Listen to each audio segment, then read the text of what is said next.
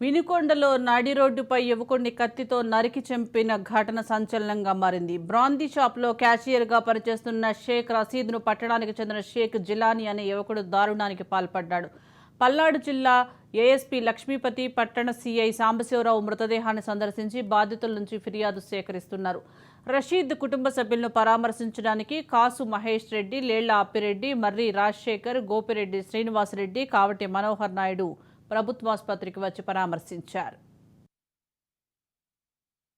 మేము కాదా మీరు అనుకుంటుంది మీ ఆలోచన, మీ అభిప్రాయాలు మార్చుకోండి అని చెప్తున్నాం.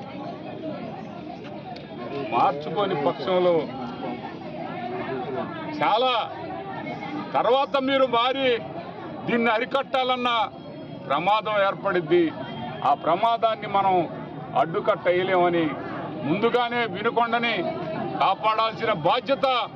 బలిదానాలు బలి చేస్తుంటే ఎక్కడ దానికి మేము కాదా మీరు అనుకుంటుంది మీ ఆలోచన,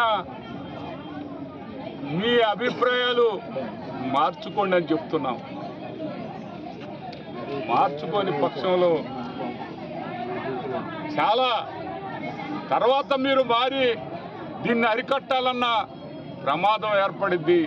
ఆ ప్రమాదాన్ని మనం అడ్డుకట్ట వేయలేమని ముందుగానే వినుకొండని కాపాడాల్సిన బాధ్యత.